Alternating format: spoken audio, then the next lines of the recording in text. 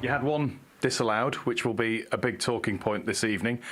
Is that just what it is? Is that just one of those things in football? I didn't watch it. But everyone asked me about that question, so you saw it reply, you can tell me better. I didn't watch it, but after Newcastle and Arsenal, so honestly, I don't know. But do you take those on the chin? Because normally with decisions like that, you see players unhappy with a decision, but you all seem to just accept that as, yeah, that is what it is. Yeah, because it's not like clear and obvious in my opinion. Some people will say yes, some people will say no. So it's a difficult one. But I think overall the game didn't get decided because of that moment. With little tweaks in the second half, we controlled them better. Not fully. I don't think that's actually possible, but better. And we scored a goal, and it's 1-1, and that's absolutely fine for today. So can we play better? Definitely. And we will. I don't have anything to complain and regret about how proud I am of the team, that what they have done. The way we play against that team cannot be better. Cannot be better. We missed the second goal, otherwise it would have been over. But football is like that. So they are happy, we are a little bit less happy. So we want to be as good as possible, and there's a lot of things that we could improve from today, and we're going to work on this. It will be a very long season, but come away with a point is much better than what we had last year against them. What's your analysis? Was that a fair result? It's what it is. So result is result. The performance was excellent, masterpiece. So it was really good. Did we see the two best teams in England on the pitch today? Will be incorrect against Arsenal, against Tottenham, against all the teams that are there. But in the last 8 years, have been the best two teams for sure. What we saw over that 90 minutes, it was very tight. There wasn't much between the sides. In fact, maybe the argument could be that the key moment was the disallowed goal. What did you think of that? I didn't watch it. I will watch it tonight, but I didn't watch it. Manuel Akanji said he didn't think there was much contact when he spoke earlier. I say the same. I didn't watch it. I cannot answer you, but we will see. Nothing changed. So the problem is the performance was excellent. It seemed like a game played in good spirits. Then, so what happened at full time with Darwin Núñez? What was that about? Nothing happened. At all? At all. What about Erling Haaland? Another record for him today. Fantastic goal. Have another chance in the last moments, and unfortunately we could not find a little bit more. But yeah, it was really, really good. Erling, especially defensively, how he found the run and make an incredible effort. So we talk about the backwards, we talk about the uncomfortable things, what you have to do, and how we defend all set pieces, that they are really good, and how we make a build up with Ederson, how we make a build up with Ruben, how well move Rodri and Manu in that interior positions, like it's not space, and how quick and decision, how we contact after with the guys there.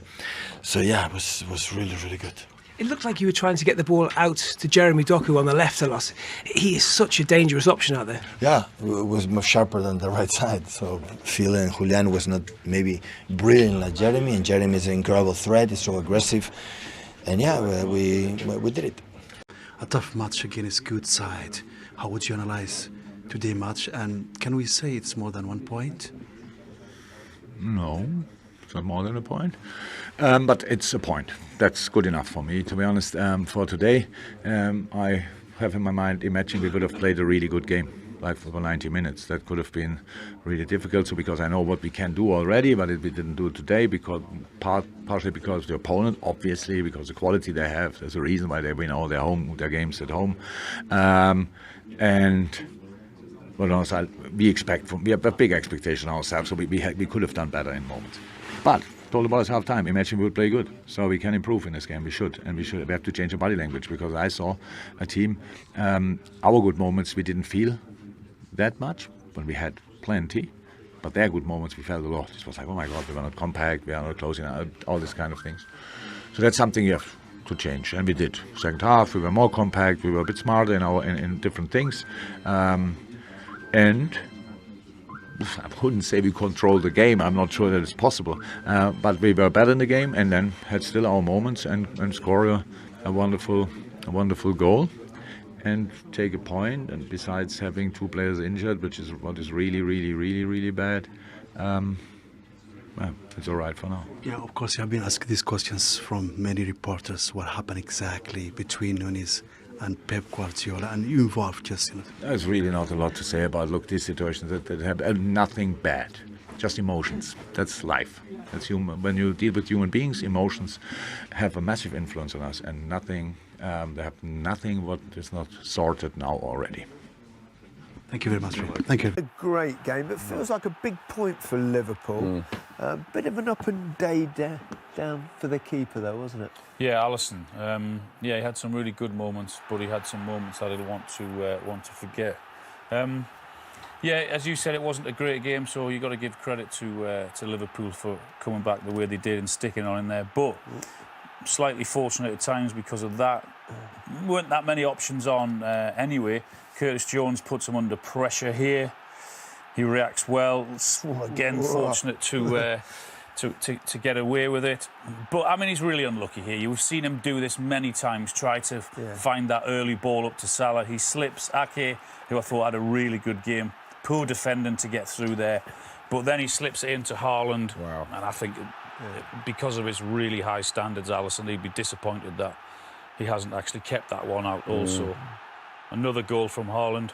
But righty? Yeah, but this is what I'm saying with Liverpool. I didn't know what they were doing today. Were they pressing or not? You see, he took like 6-7 players out with one pass. And this is the problem I thought that Liverpool had today, is how easily they were able to break through their lines. Phil Foden, good shot, a good save from Alisson there. But I found that Liverpool very strange that they made it so easy for them, even though it was a good pass from Ederson. This was another good save as well, I thought. It's a great save. Yeah, really good save. And then about 20-25 seconds later, they work it really well. And as I said, you've got to give Liverpool credit for digging in there, staying in the game, and then Trent, you find himself in that attack and roll. So from that save to go straight to the other end of the pitch and actually get the equaliser. I mean, the touch and the finish from Trent was magnificent. He takes it really early, touch there, then straight away, keeper can't set himself. But it's that save that kept them in the game, and then they go up and score. Yeah. So it was a bit of an up and down day for him, Yeah, it certainly was. 50 Premier League goals now for Haaland in just 48 games. We've had a look at the history books. We've had to go back quite a while to see people's ratios. Right. And there it is, the fastest to top 50 goals, and it's the first time in history that Alan's right down the bottom. But he eventually got going and started scoring. How far did it have to go back to get yours? Black and white, was it 50s? Doesn't matter. It's there. Doesn't matter. It's there. We found it. Records then, did they? Yeah, well, clearly they did. Football did indeed exist before 1993. Haaland scored, Nunez didn't, but you kept a close eye on him. I like today. Nunez, because I do like Nunez. I know he's a little bit hit and miss, but there's only some little things that I think he needs to tweak, and I think that it's the running, making sure that some of the running off the ball and movement. This is something I like to see. Bam, he's trying to get himself right in the middle of the goal. He gets himself in there. It's unfortunate with the header. It's a good save from the goalkeeper. This is what he needs to work on. This is a half chance what you're going to get against a City. Look, he's taking that with the right foot. I think he lets that run through. He takes it through the left foot. He can get a shot in. He might even still be able to get a shot in there, but he doesn't quite get it. I think that his decisions, like here, he's run offside. He can see the defender in front of him. Those are things you've got to get yourself onside quicker so as you can get in there, because you're playing against City. It's going to be tough to get chances anyway. So you cannot be starting in offside positions like that. Again, he's always on the shoulder. He's looking good. I think they should be looking for him more, because by the time this does come to him, the angle's quite tight. He can't quite get it on target. But it's only these little things that he needs to do, because I really like Darwin Núñez. I think he's one of these players where you'll say one week, oh my God, how on earth did he do that? That was brilliant. You know, like the 2 goals against Newcastle. Yeah. And then the following week you'll find yourself saying, how on earth did he miss that? I was an absolute sitter. Never like know Luton. quite what you're going to get. Diaz disallowed goal, what do we think? How many hands did he have on him? Did he have 1 hand on him or 2? I thought he got away with the one there, you know. Yeah, look, one more hand than Gabriel. To be honest, you can't touch keepers like that. So you're not over that yet? I'll never get over that. Right, okay. I'll never be over that. I thought that was a bit harsh. No. But like this one, I thought. Do you think that's harsh? Yeah, a little bit harsh. I don't think that. I think that you can't touch a keeper like that. So he can't go anywhere near them. He's got his hand on the keeper's arm. He's never going to get away with that. OK. Forest in front. Anthony Elanga's scored for them early against Brighton, making light of the absence of Taiwo Awoniyi so far. Forest won up against Brighton. You can follow it all on Soccer Saturday over on Sky Sports News right now. Do you think, Daniel, that this is evidence that Liverpool are making progress? They're on the right path here. They're getting closer, if you like. Yeah, they're on the right path. I think the squad that they have are still gelling. You know, in that midfield area, they've got new bodies. I think there's a lot of senior players within the squad who know how to win and have been in and amongst challenging for titles and winning trophies for the club. So people are adopting new mentalities as well. And they're on the right track. They're going to continue to try and perform at this level that they have been. Today wasn't particularly a great performance, but they managed to get a result, and that's the main thing for them. Is there evidence they can challenge this season, Jamie? I think they can challenge if the City that we've seen in the first 13 games is the City that we're going to see for the rest of the season. That's my only fear. I don't think that will be the case. I think City are almost just kicking themselves into gear as they normally do. They're never normally top at this stage of the season. They normally come into their own second half of the season. I think you don't have to expect that. That's the norm. So that would be my worry for Liverpool and Arsenal, I suspect would be the biggest challenges. But as I said, if Manchester City don't sort of get out of how they're performing right now, of course Liverpool can challenge. We promised to develop our conversation on Trent Alexander-Arnold. We heard Jurgen Klopp referencing his position again in that interview. Where are we now, Jamie, with Trent Alexander-Arnold? Well, listen, Trent Alexander-Arnold, for Jurgen Klopp, will always be a right-back who then comes into midfield or all goes on the outside right, as he mentioned. He can still get crosses in and great passes from there. And I think when you go back to Trent's actual interview, he mentioned that he felt like there was a lot of bodies in the centre of the midfield today, so he pushed out wide. Maybe an old-fashioned role for him, if you like, what he's done initially under Jurgen Klopp. But there's no doubt when you look at his skill set, it's the skill set of a midfield player. And he does struggle 1v1 defending. I mean, he had real problems away at Luton against, Albeni. Today against Doku, a few problems. He wasn't great for the goal. He was really poor. You have to say that. But some of his passes, as Gary mentioned on commentary, you've never seen a right-back play passes like that before. And I've said this before, I don't think Jurgen Klopp will ever play him in midfield. But for Gareth Southgate, he's a midfield player. But he's not Gareth Southgate's player. He's Liverpool's player. So why wouldn't Jurgen Klopp play him in there? Well, number one, he's bought 3 midfield players in the summer. He's got abundance of bodies and quality in that position. I think the closest you could probably get with Jurgen Klopp is Liverpool have never really had backup for Trent in terms of any right-back. I mean, it's Joe Gomez, who's really a centre-back. And it's difficult to get backup because he's such a good player. He's always going to play. So how much quality can you have behind him for someone to sit on the substitutes bench? But for me going forward, I would love Liverpool to acquire a right-back who's almost a top quality, not a young kid coming through, and say at some games, maybe a difficult away game here, even though he's been given man of the match, you say, you know what? We're going to just push you forward today. We're going to have someone who deals with the winger, 1v1. And I think that could be a progression for sort of Liverpool under sort of Trent or Jurgen Klopp if he gets more games in midfield, because the goal he scores today, Liverpool have never really had a player who can score from that range. Maybe Szoboszlai now coming in as well, but probably since Steven Gerrard, a midfield player who once he gets 20, 25 yards from goal, you think, got a chance to score in here. Yeah, I just, the only thing that worries me with Trent, I think he's world class. I think he's one of the best right backs the Premier League's ever seen. Can he become a world class midfielder? In your opinion, has he got enough tools? We know he's got the passing. We know he's got the finishing. Mentality is very good, but there's a lot more required from a midfielder in terms of tracking runners, that sort of thing. Listen, who knows? But actually, sometimes when I look at Trent's body language when he defends, and we were talking about this here when he's going out to Doku, and even for the goal, it's almost like you want him to be a bit more, come on, this is a matter of life or death. You've got to make this challenge. You've got to get out there quick. And he hasn't got that. I don't think he's ever going to get that. Now, I don't know if that's just him, which it probably is now at 25, or that's a case of sometimes, you think, I don't really want to be doing this. I want to be on the ball. I want to be in midfield. I want to be playing passes. I don't want people running at me, continually where he gets exposed. But how would you, you've been on the training ground with him, you played in teams with him. How would you assess his quality? I think as a young player, when he came into the first team environment, he wasn't actually a right back. I think he played right midfield at that time. So I think he's done extremely well to become one of the best right backs in the world. Now, can he progress into playing central midfield? I think he's got the capabilities, he's got the tools. It's just really about, you know, the coaching and making him understand the position. Can I just ask the two of you? You both said he's one of the best right backs in the world. Why is he one of the best right backs? Well, if you're talking defensively, I would say, are there better 1v1 defenders? Yes, but are there many better attacking defenders from the passing, range of passing, assists that he's provided over the number of years? And I think that's what Jurgen is looking at in saying, you know what, we've got a right back who actually provides us assists from this position that it's very hard to find that. You're getting that much going forward that you basically... I mean, that's been a conundrum since he's played at right back.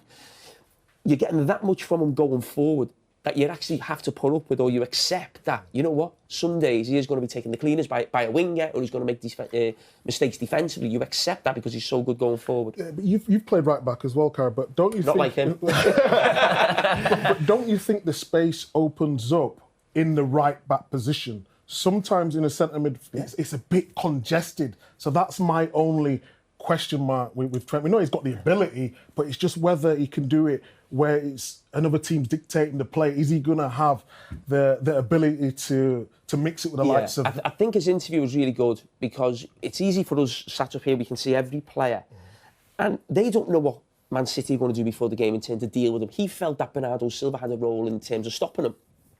So he felt, well, the game was on the outside. So today, I actually felt Trent played like he did 4 years ago, where he was an attacking right back, he'd push on and he'd play passes from that wide position.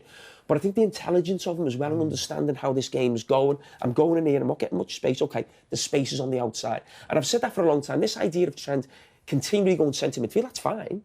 But if there's no space there and the space is on the outside, stay on the outside. Basically, you want Trent on the ball with time and space to get his head up, and there is very few passes of the ball better in world football. It remains a really nice problem, nice headache, doesn't it, for Liverpool and for Jurgen Klopp, and indeed for Gareth Southgate as well. Let's hear from the City corner, Pep Guardiola with Patrick. There we go. What did he say there? I wasn't entirely sure what he said. Tavernier scored for Bournemouth, put them one up against Sheffield United, and Alexander Isak has scored for Newcastle to put them a goal up against Chelsea, coming back from injury. Nothing happened, I'm being told, is what Pep Guardiola said to clarify that little moment at the end. Anything to worry about here, Micah? No, I don't think. Like Jamie pointed out before, they start slow, City, don't they? And we've not even talked about Kevin De Bruyne. You know, once he comes back, they're a different side. I was disappointed that they couldn't go another gear, like I said before, but I think there's nothing to be worried about. I would like to see Grealish. Obviously, he was ill today. Doku started really well, but I thought Trent did really well against him. So, yeah, disappointing as a whole for City, but nothing to worry about. What was your impression of City, Daniel? I thought they were good. I don't think they performed as well as they would have liked to. I know the manager said that he was delighted with the performance, but I think that they, could have done better. I think they created good chances. They maybe didn't take the half chances that they had, but Erling Haaland's lethal. Like Micah mentioned, they've got Kevin De Bruyne. They're one of the best players in the Premier League that we've seen in many years. That's not playing at the moment. So I think they've still got more things to grow upon. The team to beat, but there are a cluster of teams that are there ready to pounce. Should there be any kind of problems? I mean, Arsenal are half five. Could they go top? I think if they win. Tottenham have got Villa tomorrow. If one of those win, they just really push themselves alongside Liverpool and Manchester City. And you know what? Could we have a wide open title race? I would love it. I've been asking for this for about 40 years. It's never happened. It's always, it's always been. It's always been two teams go for the title. And very rarely do you get more than that. And listen, it'd be brilliant. But I love seeing a league table where there's a point between each team, and it keeps it really competitive. And of course, while everyone else is going to be playing Premier League all the way through, Manchester City are going to have a little pause. They're going off to the Club World Cup. Yeah, I mean, it won't affect him. They've got a good enough squad, good enough players. I'm not worried by this performance. They're up against Liverpool. No disrespect. He's not to be ruffled, is he, Micah, today? I mean, it was up against, no disrespect, a Burnley, and it was a draw. I'd be worried. That is disrespect. No, I'm just saying they're not in the best of forms at this moment. And if it would come to Etihad and get a draw, I would be disappointed. But this is a good Liverpool side. So Spurs next week? Spurs, yes. So you'd expect them to do what again? Well, Spurs without Maddison. We don't know Maddison. I think City will be comfortable. Okay. Maybe we'll revisit this. One for them today. What is the most in the Premier League? And the reason why is Trent Alexander-Arnold's equaliser. Could you see this coming at this stage? Not particularly, no. I don't think Liverpool made a host of chances in the second half. And actually, it was Cody Gakpo that made the goal for me. This real unselfish run just clears that space. Listen, Trent's first touch and finish is fantastic, don't get me wrong. But City have been defending really, really well. And as it falls to Mo Salah, Gakpo just runs forward and Bernardo Silva has to go with him. And then it just sets up really nicely for Trent Alexander-Arnold to smash it in. I mean, he's a wonderful... He's got a wonderful strike, hasn't he? So it's falling for the right person. And once he hits it, you know, the goalkeeper's got no chance. But he sits up really lovely for him. And that was his 13th Premier League goal, much to the delight of his manager. It certainly wasn't unlucky for him. Trent Alexander-Arnold then with the Liverpool equaliser. He is pitchside with our very own Michael Owen at the Etihad. Yeah, thanks, Steve. I've got the main man here, Trent. Just in general, the game today, a point, I'd say, a decent result. 100%. Always difficult when you come here, and we've seen that in the past. You know, we've played a lot better here and lost games, so you know we're not particularly proud of the performance, but we're proud of the results. Difficult place to come, top of the league. You know, current treble winners last season. It just shows how good they are. Difficult team to beat, and you know we got the result that I think we probably deserve. We had our chances today, and then we deserved the points, I think. Coming into the game, your side of the pitch was a hot topic. I mean, one of the hottest wingers around in Doku today. What were your thoughts going into the game, defensively and from an offensive point of view? Same as usual, to be honest. Obviously, you kind of know and you study who you're going to play against, and you adapt your game to. I know he's a very, very sharp player. I know he doesn't particularly run in behind too much. He likes it to feet and then get at you. So I knew I could get a little bit tighter, but with the way they set up with Bernardo just in front of me, it was difficult because I had a decision to make. Do I go early to Doku, or do I jump out to Bernardo? And it was first half especially, it was very difficult. Caught in between a lot of times, and you know they could get the ball out to him and he could drive at me a lot. But I think second half we went a bit more bold, a bit more front-footed. I was jumping out and Joel was going out to Doku, going 3 for 3 at the back and pushing me a little bit more into midfield to get onto Bernardo to stop that decision making that was killing us in the first half. But you know, I went into the game thinking I need to perform, I need to help the team win, and I tried my best to do that today. And it was from that more central position that you got your goal. We'll have a look at it here, just to talk us through it. You know, when did you think you were going to get the ball? What did you think as soon as you got it? Explain it. Yeah, in the position there when Mo gets it, we work on our triangles. There should be 3 players. There should be me, Mo, and the number 8, and you see Cody's made an amazing run to take away, you know, the centre back and the full back, and then I've been able to just back up the play. When Mo gets the ball, I'd try and get in that space to, you know, potentially whip one into the back post and get one across goal, or if I can get a shot off, and I was able to do that today. And the touch of it was almost like one movement. It had to be a short, sharp touch and strike straight away. I knew there was bodies. I knew I was getting chased from behind. I knew there was going to be, you know, centre halves in the way, the ball and the goal. So it was a snapshot. It was get the touch and get the shot off, and a little bit under my feet. Touch wasn't perfect, a little bit bobbly, but able to just get it across. I thought just get it hard and low, across goal. Potentially, if he gets an hand to it, there should be, you know, our left winger, our striker backing up and trying to get the tap in. But just making it difficult and hit the target. Yeah, and just a general remit on the game and the circumstances, really. Still early in the season, but of course, Manchester City are the main contenders. What does that do for the team, the club, confidence as well? Coming here is blooming hard to get anything. Yeah, I think it doesn't really matter what time of the season it is. If you can get a result at the Etihad, it's a huge result. And I think, you know, we'll look back at this game and hopefully, you know, come the end of the season, come later on in the season, we look back and think, wow, that was a very, very big point. It's helped us massively. So stay in touching distance to them, a point behind them, and it's a very good result. I think a third of the way through the season now, roughly. In a very good position. You need to go and build on this now. And last one, you've only lost 1 in 24 now. There's been a change. The midfield is totally ripped out. striking department has changed over time as well. How good is it to still be winning when you're in an evolving stage? It's the most important thing. I think it's always it's good. It comes from the structure of the club. So, you know, when players come in, players come out, the structure should be, you know, a winning mentality. And, you know, you get players in that are used to winning and who can win and know how to win. And you see that obviously with Maka win the World Cup, he knows how to win games. Dom knows how to win. Ryan knows how to win. And we've got that culture of winning. And I think no matter who comes in, who goes out, as long as that winning culture is in place, then, you know, you can't really go too wrong. Brilliant. Well, good stuff. Well played today. Thank you very much. Back to you in the studio, Steve. Michael, thank you very much indeed. Fascinating from Trent Alexander-Arnold. So his equaliser came after a disallowed goal for Ruben Diaz. Any issue here from a centre-half point of view? No, I think that was a mistake, definitely. So you're happy with no goal, Cola?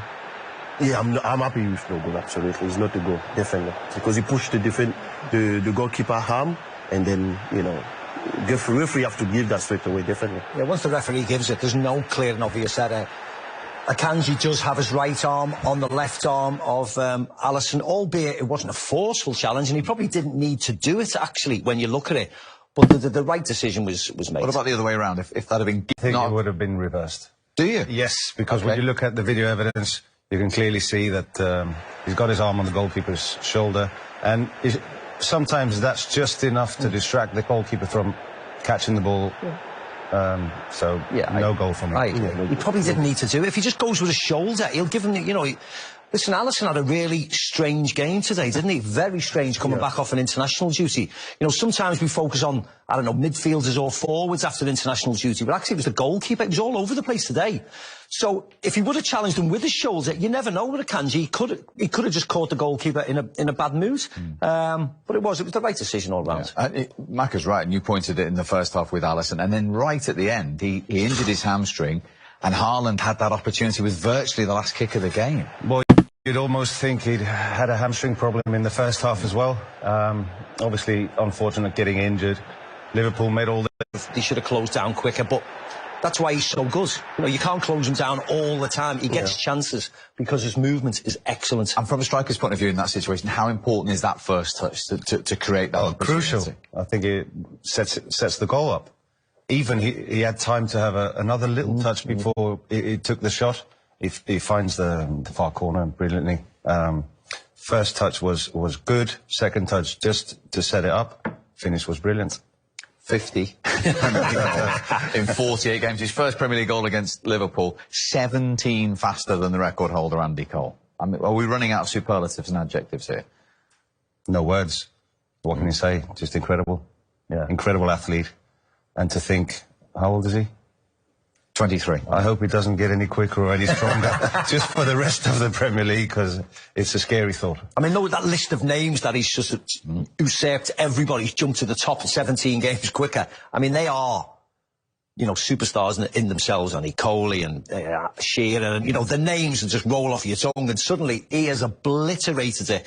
I mean, he's in the best team, getting chances galore, but still... his movement and his body position at times and the awkward goals he scored, he's something special, isn't he? He's very special. There were some out there who said, well, in the second season, defenders will try and work him out. That's 18 goals he's scored already this season. He's incredible.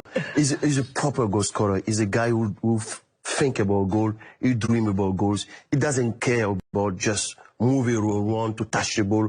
For him, he knows that every time the ball is in the box, he needs to be there, attack the ball, and that's what he's doing now. And I think for City to have a player like that, it make them complete him, because they always have the pass, they have always the link between the players. But I felt like they needed somebody who could score goals, and any goals is not like he scored tapping, he scored a lot of goals with his head, he can score with both feet. He's a complete player and great player for. What's impressive from a striker's point of view is, he makes his first run, doesn't get the ball, doesn't stand still, throw his arms up in the air for not receiving the ball. He's looking at the next run that he can make, and the third run after that. And you hardly ever see him getting caught offside. Yeah. Let's nip back to the Etihad and hear from one of his teammates who had an excellent game today, actually. Nathan Ake is with Michael. Yeah, thanks, Steve. I'm with Nathan Ake. Probably one of the toughest jobs in the team today, marking Mo Salah. We all know you're a great 1v1 defender. How was that out there today? Yeah, it's tough. It's always tough. We've had some great battles over the years, and yeah, it's always a good challenge. And yeah, today was no different. And what different challenges does Mo Salah present to you as a defender? It's difficult because as we have the ball, and you know, you try to get on the ball, and you try to move, and you try to play. But in the back of your mind, you have to know he's ready to counter, you know. And when we lose the ball, he's straight away on the run. It's so difficult. You have to be concentrated 90 minutes. And also when he gets the ball and runs at you at pace, it's difficult because he can change direction so quick. So it's a difficult task, to keep him quiet for 90 minutes. Yeah, and you actually made the headlines with the ball today instead of without the ball. Just explain a little bit about the assist, the touch. You know, it was a decent assist as well. Yeah, that's why my teammates weren't used for me to do it. Yeah, I was ready to defend Salah for the counter-attack, and then suddenly the ball came to me, and yeah, that was okay over there. And then just pass it to Erling, and he will do the rest. Yeah, great goal from him. Yeah, and just explain a little bit about him. As soon as you pass the ball to Erling Haaland, you expecting the net to bulge? Yeah. Especially over there. You know, he's shown that over the years already. Yeah, he's deadly in front of goal, and in those situations you just have to pass him the ball, and he will do the rest. And just explain, as a player, when you've got a centre forward like that, he's hit another record today, 50 goals in the Premier League, far quicker than anybody else. What extra has he added to this Manchester City team since he's been here? Well, obviously goals, but also the way he plays. He can play with the ball into, like, in the midfield. He wants to come over there, but some games where teams press high, he's got so much space for the ball behind as well. And I think maybe the seasons before we didn't have that. Now we have someone who can run in behind as well, and he's so quick and fast. Yeah, there was a crucial moment as well during the game. Maybe Manchester City could have scored their second goal. Have you seen the goal again where Alisson drops it, tapping at the back post? I was behind it. I thought it was maybe a bit soft, but I have to see it back. I'm not 100% sure. Yeah, just a little arm. Little touch, yeah. Yeah, you can argue maybe. Let me see.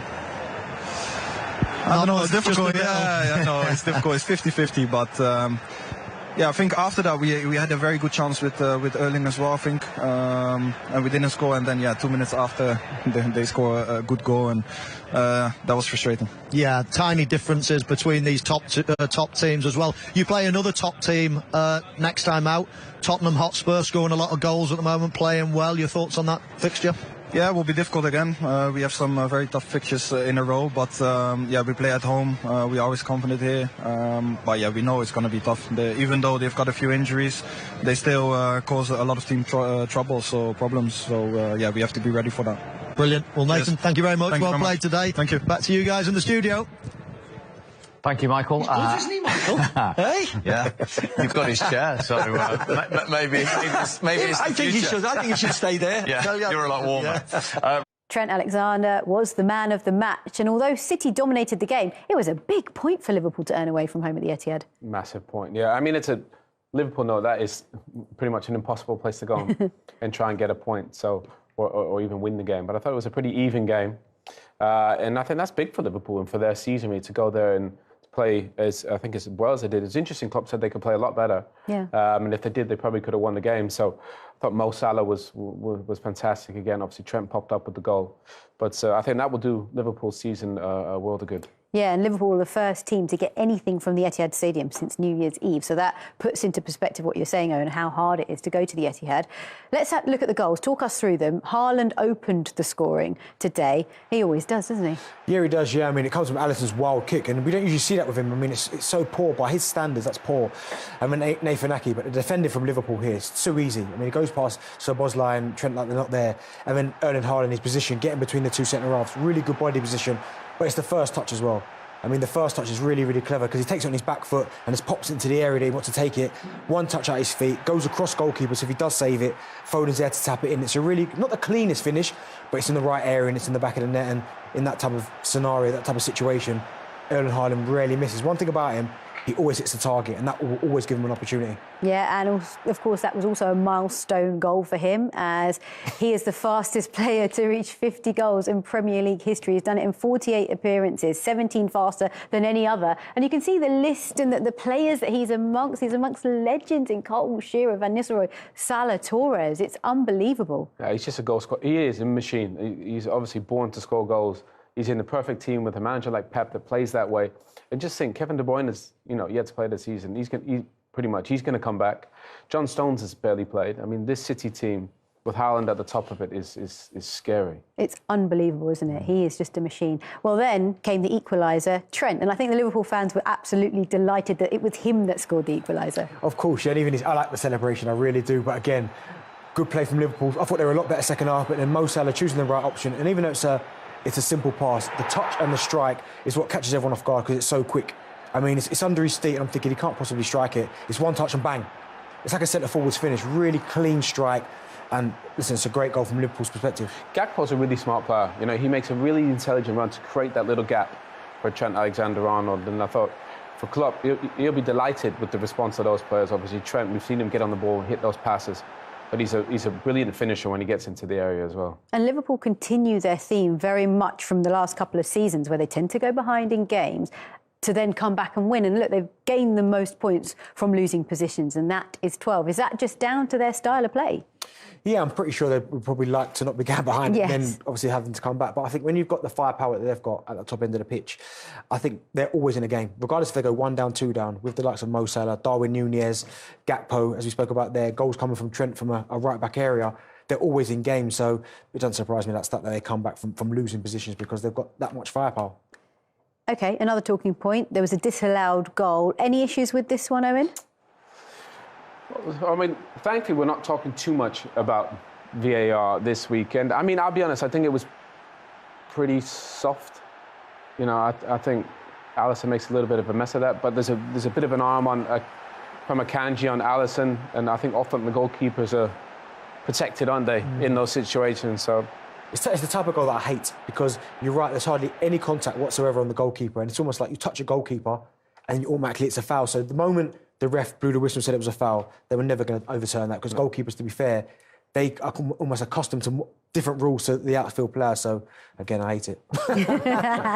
Well, look, between both teams, there are so many star players, there's so much quality, but we have to point out Doku, do we not? Because he is just a fabulous player. Oh, he's the best. My son, every time he talks to me about Jeremy Doku, he said, Dad, have you seen this guy dribble? And you know what? He is amazing. I think he had 11 dribbles in the game. Now, you see some people do that, Benty, in a whole season. Yeah. And you can't live with this kid. He's too quick, he's too explosive, can go both sides. I love watching him play because he's so positive and direct, and I don't even think you can double him up. He's too explosive. He's too quick, and the way that they play, he almost isolates the fullback as well. And Trent found it tough today, really, really tough. I mean, they tried to double up, as you said there, but it's half a yard. He gets it. And this is your worst nightmare. Alexis McAllister here just tries to get to him early and drag him down. Can't get to him. Actually tries to grab him thin air. But yeah, I thought he was absolutely outstanding today. And here's another example again. Trent doesn't really want to engage, but when he does, whoop, he's past you. You just can't stop him. He's too quick, too strong, and he'll only get better and better under Pep's kind of tutelage. He's attempted the most dribbles this season, Owen, as you alluded to. Yeah, I mean, but that's what you want from a winger. He's playing different than Jack. Jack's obviously the tempo setter. Whereas if you get Doku here in these positions, 1v1, we know Pep likes his wingers high and wide. Look at Matip. Whoop, see you later. Absolutely no chance. I mean, the kid is just 1v1. He's so much fun to watch. So, what's your biggest takeaway from this game? Have we learned anything new about these two sides? Have City shown a little bit more vulnerability, do you think, and where they can be got at this season? I think they're both happy with the draw. Yeah. I think there's a lot of respect there from Pep and from Jurgen Kloop from City and Liverpool. And I just think today it felt like neither really wanted to lose. It wasn't the best game I think we've ever had between the two, but I think it just shows how far Liverpool come. Last season, defensively, they were so poor. This year, they look so much more stable. And to go to the Etihad and defend, play that well, keep City at bay, I think that was a fair result today. And just very quickly on City, they've run away with it the last few seasons. Will they do it again this season, or do you think it's going to be a lot tougher? Well, I think they'll get pushed. They got pushed last season by Arsenal. But I think now Liverpool better this year. I expect Liverpool to be there, and I expect Arsenal, so they might not have it all their own way. I still expect them to win the league, but I don't think it'll be as easy. Well, you teed that up beautifully for me because our next stop is the G-Tech Community Stadium. Storied venues anywhere in the football world. Derek Ray here in the commentary position, and I'm joined as always by Lee Dixon. And we've got Premier League action coming right up. It is Liverpool facing Manchester City. Yeah, thanks Derek, as always. Pleasure to be here. I have to say, the atmosphere is fantastic in here, and I'm anticipating a really good game today. Hopefully, we won't be disappointed. Gabriel Jesus. Whatever way. Let's take a look at the Liverpool starting 11. Alisson begins in goal. Andrew Robertson starts with Trent Alexander-Arnold in the fullback positions. Thiago starts with chances on. Has eyes for goal. There it is. A delightful start to this match. Just what they were hoping for. Well, here's the replay, and as we can see, the defence can't cope with the through ball. And sometimes, with all the time in the world, you can fluff your lines, but he composes himself and slips it past the keeper beautifully.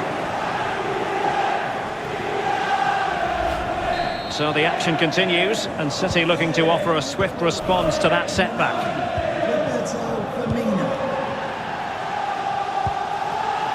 Gabriel Jesus. Mane. He's in here. And still a chance. And a penalty awarded. Spot kick coming up.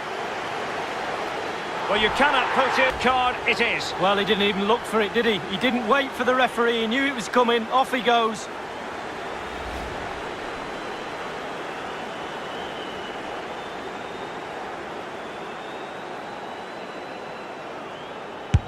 And the penalty is converted. A goal it is. And now he can exhale.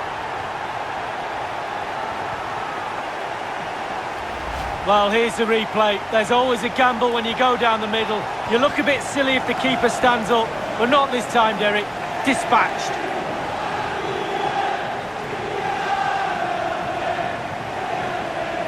Here, and a good take under duress there.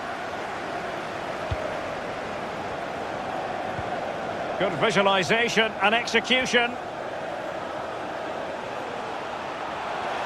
Can he take advantage? And it goes! Well, it's one goal after another. A highly impressive performance. Well, in this replay, you're going to see a 2v1 against the keeper. How does that happen? He'll be asking his defence why...